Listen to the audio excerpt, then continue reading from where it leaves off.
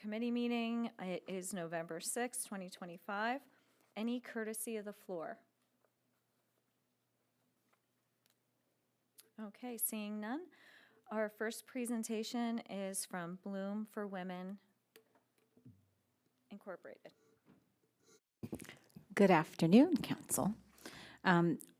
As Kelly said, first presentation is from Bloom for Women. We are fortunate enough to have their Vice Chair of the Board, Denoli Rollins, is going to take the lead for the team today, as I understand that they are out at a conference.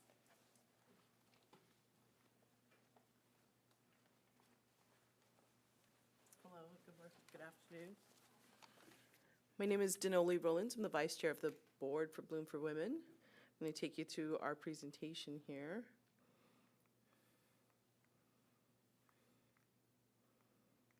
Okay. Sorry. There we go. So the Bloom, the mission and vision for Bloom is to provide sanctuary and continuum of care to heal, empower, and employ survivors of sex trafficking and sexual exploitation. It's a lifelong community of hope, healing, and freedom. We fight this battle today so it's not your daughter or loved one tomorrow.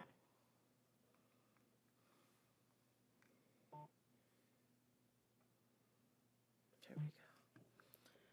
The Jasmine House is a 2-year residential program. It provides housing and comprehensive support for up to 10 survivors of sex trafficking, exploitation, substance use disorders, and offering a safe place to heal and rebuild their lives. Residents live at Jasmine House for up to 2 years at no cost, with individual care and trauma-informed programming. Participants often come from highly vulnerable circumstances. Many are living below the poverty line, experiencing homelessness, and transitioning from incarceration. Survivors progress through structured phases of healing and growth, including personal wellness, self-discovery, workforce development, and career planning, ultimately working towards independence and self-sufficiency. Case management, counseling, life skills, education, and community integration support each survivor's long-term stability and success.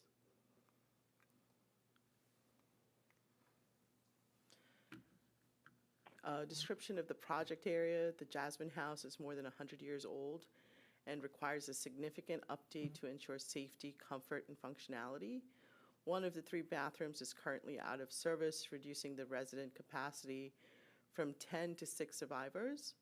The kitchen has not been renovated since the 1960s and needs modern upgrades to meet daily residential use. The unfinished multipurpose room needs completion to provide additional living and programming space, allowing us to restore full capacity and better serve the survivors. So the post-renovation outcomes is increased resident capacity from 6 to 10 survivors, expanding access to safe housing and support, which helps reduce our waiting list from 20 to 40 people, women. Improve safety and accessibility and functionality through updated bathrooms, kitchen, and living spaces. Enhance quality of life and daily living with modern trauma-informed and home-like environments. Support programming growth and efficiency, allowing for more group sessions, life skills classes, and community gatherings. And promote long-term stability and independence by providing a fully equipped restorative environment where survivors can heal and rebuild their lives. We appreciate your consideration for a proposal. Thank you. Any questions? I don't know if this is the right time or not, but. Where is this located?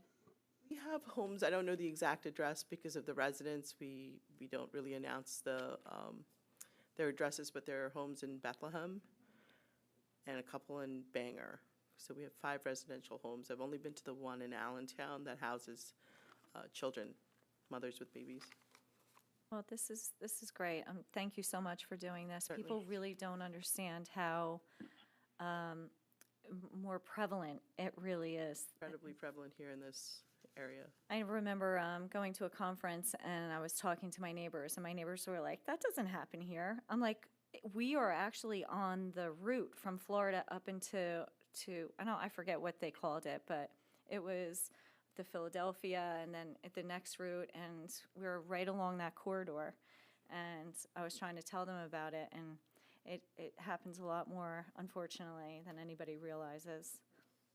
It does. Thank you. Any questions? Can everyone hear me? Yes. Yes. Thank you so much for coming to present. This is Commissioner Jeff Warren, and I'm sorry I could not be there in person for this meeting, but I just want to say thank you for your work that you do for quite a period of time. I have been doing work just behind the scenes with regard to gauging sex trafficking and really trying to raise awareness of it and the effects of human trafficking, and just really trying to get people to understand that this isn't an urban problem. It happens in all communities. And I just want to thank you for the work that you are doing, and we have to continue to raise awareness about this awful and heinous crime that it's a hidden crime that really isn't seen too much there, and we don't know how many individuals in our communities are really affected by this, because there's no one on the streets that are raising their hands saying that I'm being trafficked. So that being said, I just want to thank you so much for your time and the work that you do, and looking forward to supporting you well into the future. Thank you so much. Thanks for having me. Thank you. Okay, our next presentation is from Miller Keystone Blood Center.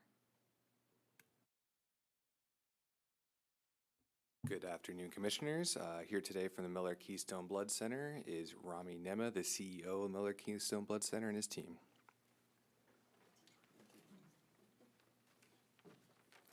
Good afternoon. My name is Rami Nema, and I serve as President and CEO of Miller Keystone Blood Center. First and foremost, thank you so much for your support, and thank you for your commitment to the health of our community. At Miller Keystone, our mission is very simple, but yet vital. We save lives, as simple as it sounds. In order to do it, we need to partner with our regional hospitals. So our mission is to partner with our regional hospitals to provide continuous blood and blood products to support all of our patients. And in order to do it, we have to collect enough blood on a daily basis.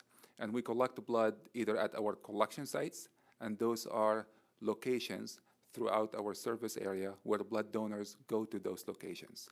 Or we collect the blood on the road. So we go to businesses, we go to churches, schools, colleges to collect the blood. Before the pandemic, we were collecting 65 to 70% of the blood on the road. During the pandemic, we had to shift our business to collect more blood at our collection sites. Now, more businesses are opening, calling their staff in. So now we have a great opportunity to be able to go back on the road to collect, to be able to meet the demand. Unfortunately, our biggest challenge at this time is our vehicles. We have 6 bloodmobiles. 4 of those are probably about 18 to 20 years old. They have a lot of mileage on them. And unfortunately, we had to cancel a lot of our blood drives over the past few years. Most of those vehicles have exceeded the shelf life, and we are spending more than, can we advance the slide? No, that's okay. If it's something technical, I will clearly always. That's okay. So at this point, because the fleet is aging, we're spending more than $50,000 every year on repair.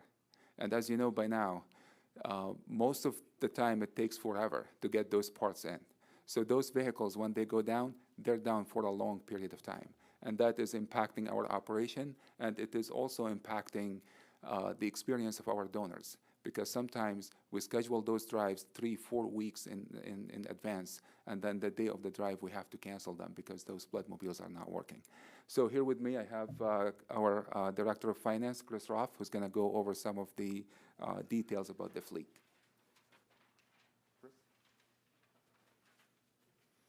Thank you for your time. As we look to the future, we've had to make some strategic adjustments to our plan. Originally, we had planned on purchasing 4 Bloodmobiles. And so what we've discovered as we have moved forward in time is that we need the ability to do more mobile drives and are in need of more reliable vehicles. As Rami indicated, we have vehicles that are 25, we have one vehicle that's over 25 years old. So the plan has been adjusted to add a 5th Bloodmobile and then, excuse me, also refurbish 2 of the Bloodmobiles that we got between 5 and 10 years ago.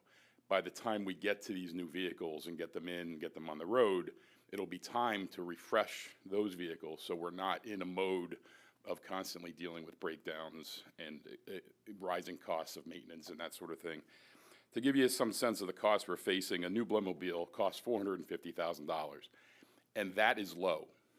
We have worked with partners to find cost-effective Bloodmobiles and ways of converting what are essentially school buses into Bloodmobiles. There are blood centers that spend $750,000 on a Bloodmobile. It costs about $250,000 to refurbish a Bloodmobile. So we can take one of the vehicles that is hit 10 years or older, bring it in, and for $250,000, get another 5 to 10 years out of that vehicle. So the other thing that we're dealing with, as Rami indicated, parts not always available on vehicles that are 15, 20, 25 years old. And the costs of the maintenance is going up on a regular basis. I mean, I assume you all take your cars in for repair. All of those costs are going up every single year. So the idea of getting vehicles in that don't require that level of maintenance, from our perspective and budgeting perspective and a cost efficiency standpoint, makes a tremendous amount of sense.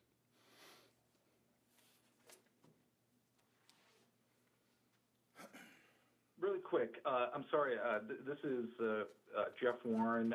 Just had a question for either Mr. Roth or Mr. Nema. It's my understanding that some of the folks within Miller Keystone Blood Center's administration, they've gotten to the point where they need to know and understand the parts of the Bloodmobile sometimes that need to be ordered, whether it's, for example, a carburetor or a fuel pump. Am I correct? Is that still happening? And if it does, we probably shouldn't have administrative staff in our nonprofits having to understand what different types of fuel pumps are, if I'm not mistaken. Am I correct in that? Well, yes, you are. I'm responsible for the fleet. And so I have a fleet manager, and we had an issue last year where on our 25-year-old bus, it took us 4 months to find a part for our brakes. And it took another 2 months for that part to come in and get installed on the Bloodmobile. So that vehicle was out of commission for 6 months. And I was involved in the search, my manager was involved in the search, and so yes, we do get involved. I get involved on a day-to-day basis with the specifics of our Bloodmobiles.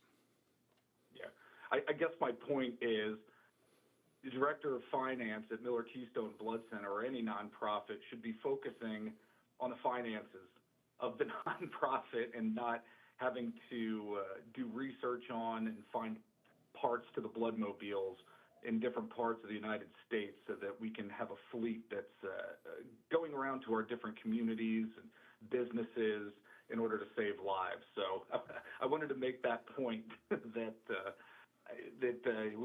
we need to have these Bloodmobiles so that administrative tasks are being done from an administrative standpoint. You know, you shouldn't have to be calling throughout the United States to get a new fuel pump. So anyway, I just wanted to make that point for those who may be listening. Agreed. Any other questions? Lena Barbieri is going to be up next. Wow, I work with very tall gentlemen. Hi, my name is Lena Barbieri. I am the philanthropy officer for Miller Keystone Blood Center.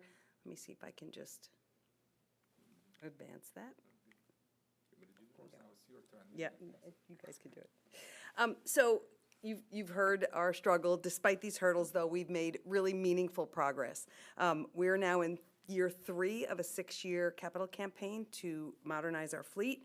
Bloodhound 1 is already in service. It's been in service since April and has done about 50 blood drives, which is so exciting.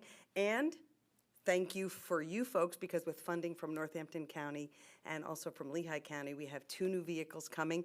They were supposed to be here at year end. We will be picking them up in January, and then hopefully we'll all have a party to get them on the road together, which will be very exciting. So those 2 vehicles are coming. So clearly we are building momentum, but we're not there yet. So we have adjusted our original campaign goal. It is now a $2.5 million campaign goal. We so far have raised $1 million in cash and pledges. Actually, I take that back. Now it's $1.2 million, because just the other day, we received notice that a $200,000 ask that we had out there related to a refurbished bus was approved and agreed to. So we're getting there. We've got some momentum. And now we're seeking your sponsorship to help us seek out that LSA statewide funding grant. The grant submission would be $900,000 in funding, which was a recommendation of Senator Boscola's office to ask for that, because that would cover 2 of our vehicles and would really complete our fleet transformation. Of course, your sponsorship would, save lives, do all the things. I think Rami mentioned this, and I think this is why we were asked to pursue the state side of this funding. We serve 21 counties. 18 of those are in Pennsylvania, which, if you do easy math, about a third, a little less than a third of the state. So we are serving the state in a fairly big way. So we are asking for your sponsorship. We appreciate the consideration. We appreciate your past support. And so I guess we'll take questions, if there are any. I have a question. So is there any way, this might be a stupid question, so I'm sorry, but is there any way to bring equipment to a building, like a workplace building, and like set up a little, area where you can do this without a bloodmobile? Yes, we do that as well, but most of businesses, they don't have those types of rooms to offer to us. And some of those conference rooms usually are either down in the basement, and it is very, very tough to take those equipments down the steps and then, or on the 3rd or the 4th floor. And See? yeah, but we do it, but unfortunately not all businesses have those types of rooms. Well, thank you for everything. I love to donate blood. I go every 8 weeks, and I always look forward to it. It's easy. I can't believe such a small percentage of people, what is it, 2 or 3%, that donate blood? Because it's so easy, and I walk in and I'm out of there in a half hour. It's just something that I feel really good about, so. You're a true hero. Thank you. Yeah, thank you.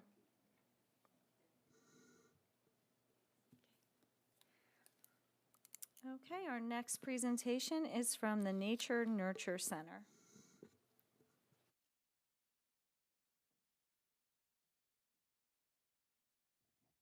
So we have a lot, but we're going quick, so we'll get you out on time. Nurture Nature Center, we have 2 of their staff with us today, Rachel Carr and Kim Kometz are here to tell you about all of the exciting new projects that they have happening. Hello, everyone. I'm Rachel Hogan-Carr. I'm Executive Director of the Nurture Nature Center, which is about a block and a half around the corner from you here.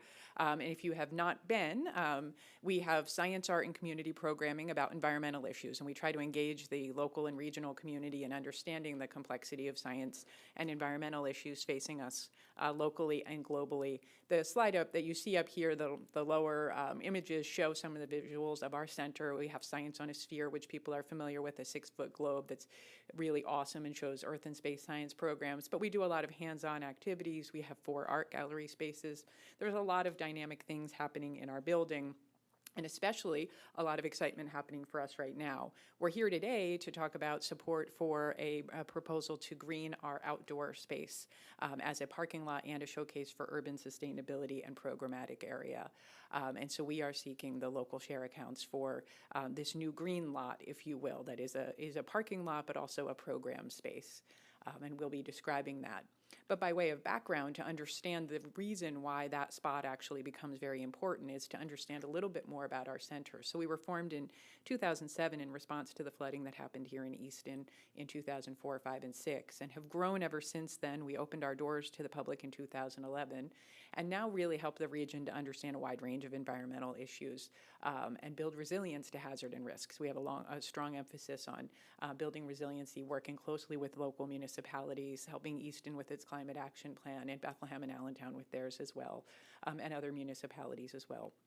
When you come to our center, you might get an art performance about environmental issues. You might be able to bring a child and do some hands-on activities where you learn some science and create something. The lower picture you see, about 600 people came out to our center for our connections with NASA. We were able to host an amazing party during the big solar eclipse that happened a number of years ago. So we had people coming up from Philadelphia to view the eclipse here in Easton.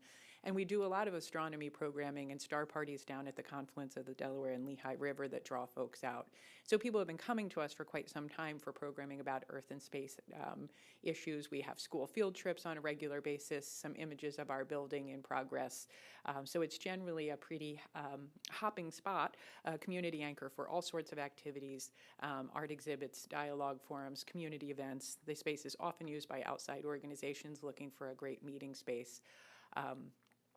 What's very exciting is that a couple of years ago, and thank you, David Cohen, from the Economic Development Administration for your support in getting us off the ground. We received a $4 million award from the Federal Economic Development Administration, which was matched by our foundation, Nurture Nature Foundation, which owns our building. They're a distinct nonprofit, but they support us tremendously. And it was matched by there to create the Earth and Sky Dome in the back of our building, which is a 75-seat immersive dome theater. It's going to be absolutely amazing. If you've been to Liberty Science Center, they have similar technology, exactly the same technology, different room layout, and theirs is 450 seats, so way too big for us. 75 seats is the right spot for us, but it's going to be really amazing technology that's going to allow us to really broaden the range of programs that we can do about both Earth and space science and cultural programs. It'll be a great stage for our music productions or art productions or presentations, and we're really excited about the way that's going to build our capacity and allow us to receive the larger school districts that we haven't been able to receive because we haven't had enough space. We had 13 superintendents sign on saying, if you build it, we're going to come. And so we're really looking forward to that. We think it's going to be a major destination for visitors to Easton, people who are coming into the Easton for events and really being able to make a big weekend and experience of coming to Easton. So this is really exciting. And this addition is going to connect right to the rear of our building. You see that yellow square there?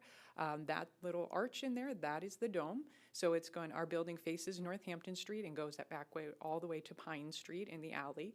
And we're going to add on to the back of the building and have a beautiful new entrance for the facility on the Pine Street side, which is going to look like this. This is, what you're seeing there on the outside is a sundial. It'll be an operable sundial that's going to use the southern-facing sun that we have there and connect us to Earth and sky visually there as well. Inside, we're going to have new common areas, exhibit space, convening space, building amenities. There's quite a few amazing renderings of the inside, but I don't want to take too much time with it, but we will show you a sense of what the Dome Theater itself will look like. It'll have raked seating.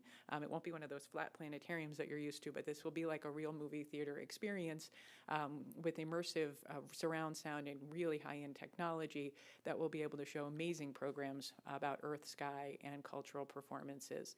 And so we are going to be creating our own programs. We're going to be purchasing programs from the wide network of places that create these. It links you to an international network of centers that have such domes. And so we've been getting to know Liberty Science Center and talking about some collaborative programming there. So things are pretty exciting about the capacity of what we can be talking about here. And so currently we're closed during construction for a period of time. We'll reopen. But while that part is being built in the back of the building, we are working on improving the rest of the building. We have a gorgeous 110-year-old about 110-year-old building that has beautiful architecture that we've maintained carefully, but has needed a lot of upgrades and a lot of maintenance for the systems. And so we have a current funding support that's helping us to green the building. So we talk a lot about the importance of green buildings. Our building is 110 years old and wasn't built for environmental sustainability. So we're trying to walk the walk here better and really insulate our building and make it as green and a showcase as can be. So we're putting on a new roof, much more energy efficient HVAC systems, thankfully for some state funding that we received. We also have a proposal pending for RACP funding, and the county wrote a letter of support. Thank you for that. For greening improvements, to continue that, we have magnificent historic windows in the front of the building that we learned through an energy audit are leaking something like 75% of the energy right out the windows, and it was rather shocking. And so we need to replace those and also maintain the grandeur of the exterior for Northampton Street side, and also install LED lighting throughout the museum areas of the facility and a little bit of additional roof work. So that request is pending, as is one for improvements to our first floor Strand Theater room. This used to be this was Easton's first talkie movie theater, but it was built as a silent theater, and the acoustics show that. When you try to talk in it, you can't. It's a huge, magnificent room, but you can't use it very well for modern purposes because of the acoustics. And so we need some acoustic upgrades, some lighting upgrades to the room. And some improvements that will make this a really large community multi-purpose space where we can have events and gatherings, art exhibits, and real meetings, and be able to have regional conferences. So we have hosted statewide conferences and others that have been limited by space. With this space as functional, we expect that many organizations throughout the Lehigh Valley will be able to have large-scale events here, and that's we are excited about that. So we're really trying to get everything up to speed so that the entire building is as fantastic as it can be when the new Dome Theater enters for us in 2027. We expect a tremendous influx of people coming to the building. We want everything at top notch. So the central component that we're here today is kind of the sine qua non in my mind for this, is the installation of our green outdoor parking lot and programmatic area, and that is the subject of the local share request. So the left-hand side image that you see here is an aerial perspective of the end of the building and then Pine Street and then our parking lot. And so on the right-hand side, you see an elevation for the back of the building. There's going to be a nice recessed area with exhibit and a little seating area, and then you'll walk directly across the street to the parking lot. So it's going to be quite lovely. And our neighbors in the entire neighborhood have been renovating, and it looks quite lovely. But this is the parking lot at current, not lovely. It's currently chain link macadam, and is currently a construction site. It's where we're staging construction from, and after that's done, it's going to look even less attractive than it does right now. But it is the central spot. If you stand there, it's the central spot for the entire neighborhood. You see a large-scale apartment building being built on 6th Street. There's beautiful redesigned single-family homes flanking it on the Ferry Street side. There's some beautiful work that's been going on the Sebring Street side. So there's a lot of activity, and then we have this parking lot in the middle, which serves as kind of a heat sink at right now. So the redesigned lot with the greening we propose is really going to green the neighborhood and become a community resource and serve as program and garden space. We did this before. So this is the back of the building, the top picture right there. This was a little lot we turned into the urban recycle garden.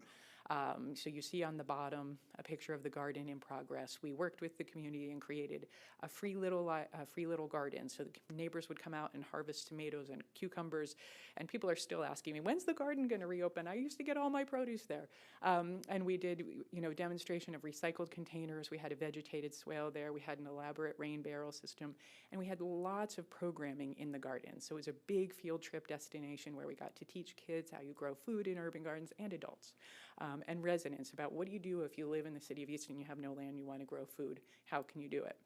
So we did a lot of things there, and that space is being it's been removed. It's going to become where the Dome Theater is. But we didn't want to really lose this, and nor did the city want us to lose it. And so the zoning board the city of Easton did approve us to have relief from the parking requirements if we were to continue to green the parking lot. So they said, we won't make you use every square spot of that parking lot for parking, because we really want you to continue this green programmatic activity that you were having and not lose the teeny bit of outdoor green space that you had.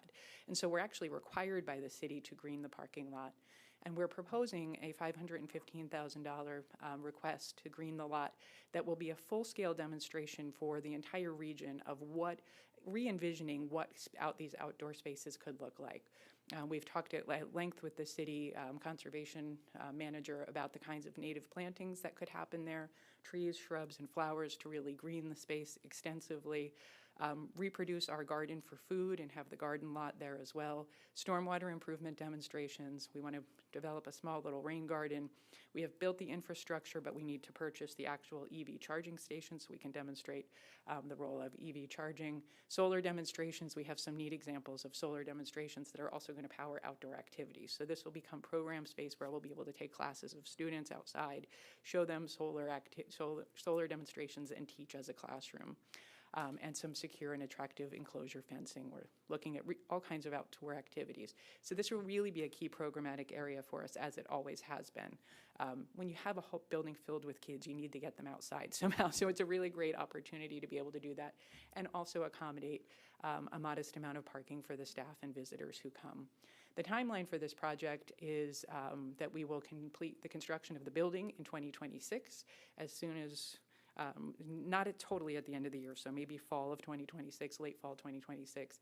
And when that is done, we can begin the parking lot work. The dome will be installed in the spring of 2027. We're looking at a mid-2027 opening of the dome portion, and that's when we would be aiming to complete the parking lot and the greening of the lot as well.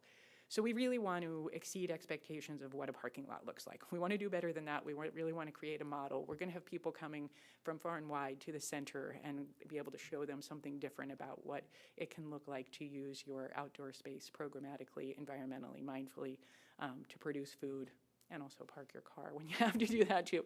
And that's a reality, of course, in the city of Easton. And that is the nature of our request. We're really excited about it and thankful to the county for support in helping to make that happen. Questions? Commissioner I just Warren? have some comments.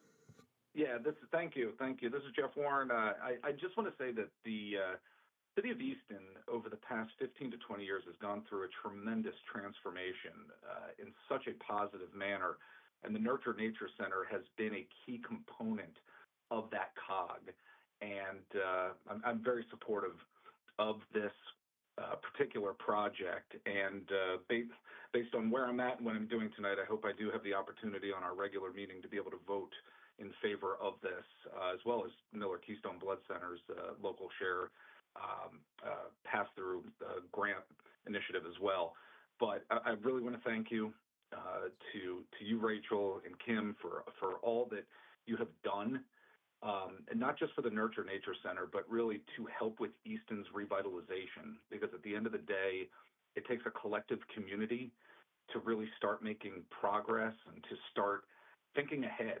And I remember speaking with you, Rachel, many, many years ago about your vision and what your hope was for the Nurture Nature Center. And it really has come to fruition. And again, it's a key cog in terms of the revitalization and the continued growth of the Easton community. So I'm extremely supportive of this project. Hoping, like I said, I'm hoping that I'm going to be able to vote for this tonight based on where I'm at and what I'm doing. And just thank you so much for all the great work that you do for the community. Thank you, Jeff. I remember that. Thank you. It's really exciting and it looks beautiful, so I can't wait to see it. Okay, anything else? Thank you. Thank you. Okay, next up is our discussion regarding the application for an acceptance of funds through the local share account statewide Graysdale. So as you can see, we have a really good nonprofit partners here tonight that we want to support as a county. Just as a reminder, we are simply asking council to vote yes to these requests. We will be the pass-through agent should they get the grants for the LSA from the state levels. But seeing that, we also have our own priorities, and so administration has one that we will also be submitting as a county. It's a much-needed electrical upgrade at Graysdale, and so I've asked Mr. Emili to come to talk about that.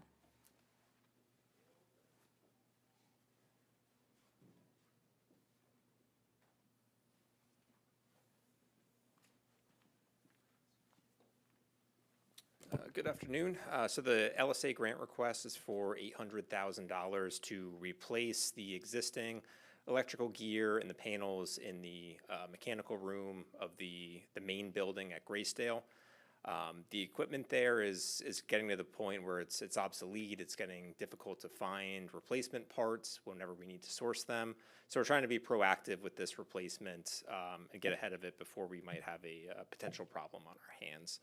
So we solicited a quote from a local electrical contractor, came in just under $700,000.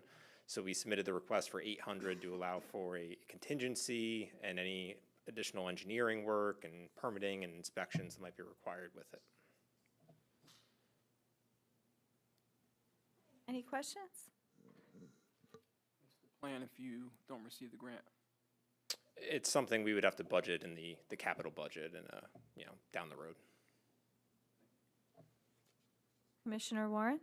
If you don't, yeah, thank you, Commissioner Keegan. Again, this is a project that I would definitely be supportive of, and again, hoping I have the opportunity to vote on it later tonight during our meeting. So I go back to something I've mentioned before.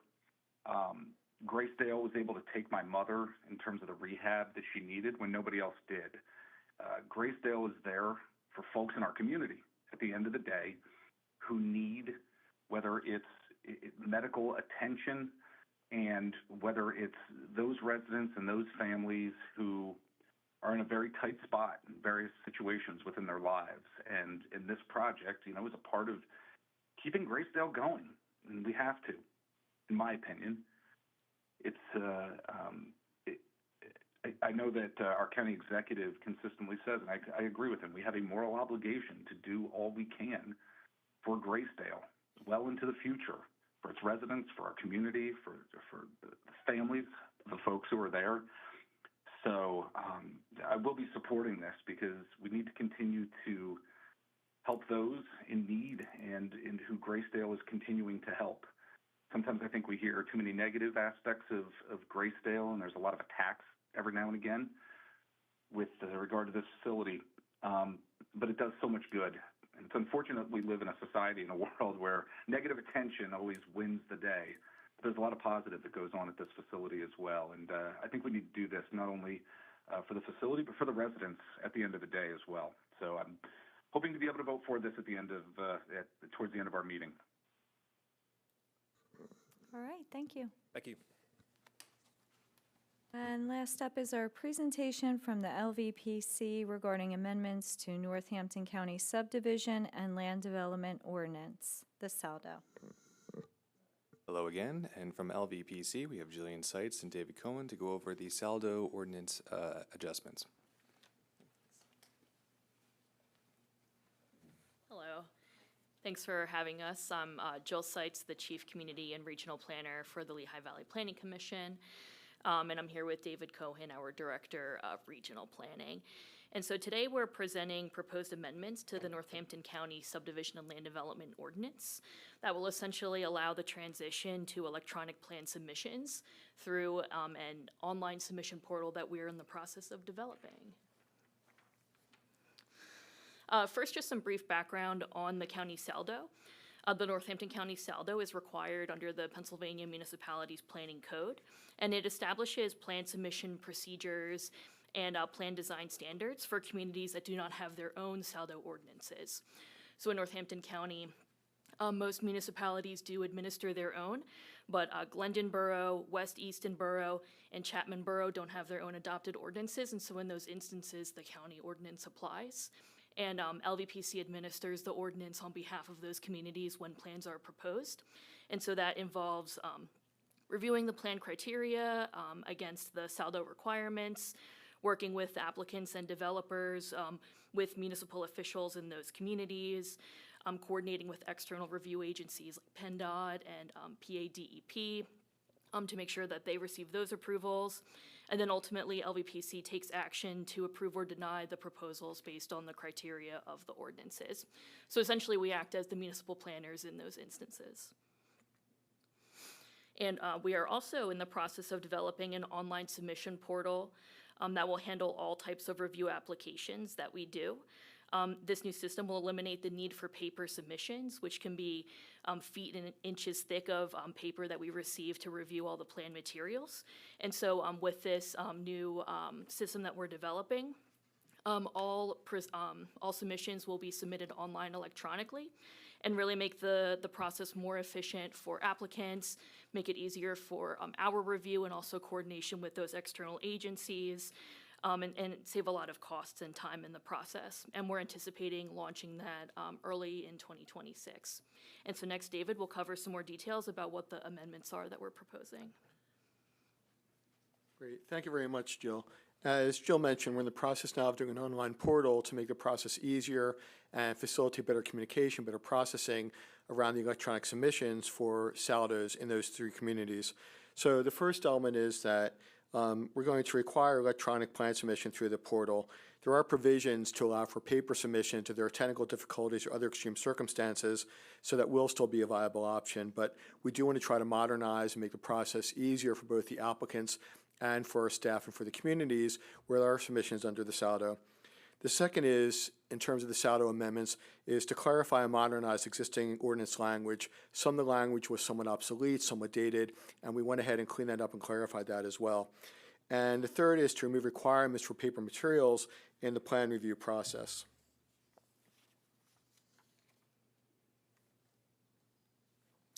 So this is a lot of text. I won't read every word of this. This is from the PA Municipalities Planning Code, which is a governing document that governs urban planning in Pennsylvania, as you well know. And this talks about the aspects around the SALDO and around the amendment process.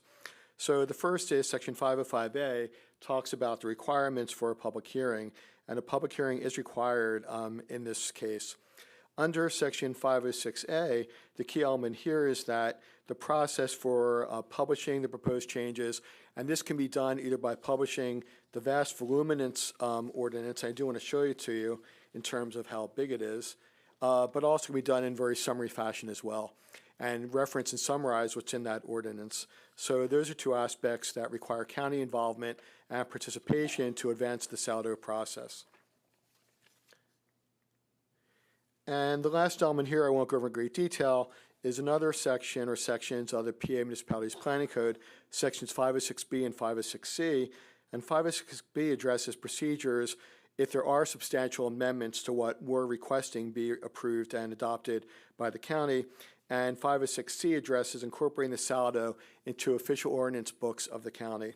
And to give a little bit of background and context, we have very diligently reviewed and drafted the proposed SALDO revisions. They've been reviewed by our solicitor, and they've been reviewed by several committees and also approved by the LVPC board as well. So it's gone through a very good amount of due diligence and rigorous review as well. And to summarize, it's going to really modernize the SALDO, largely focused a lot around facilitating, allowing for electronic submissions, which will make things easier, will save trees, among other issues, and also enable us and the applicants to have a much more streamlined process for the submission of applications and our review consideration and, when viable, approval of those submissions. Certainly happy to answer any questions. Thank you for your consideration. Any questions? Commissioner Warren? No, I'm good. Thank you. And I will just say we are doing this also concurrently with Lehigh County. Of course, as you know, they're the other county in the bi-county LVPC. So we're going through a similar process with Lehigh County as well. Thank you very much. Thank you. And with that, we will adjourn.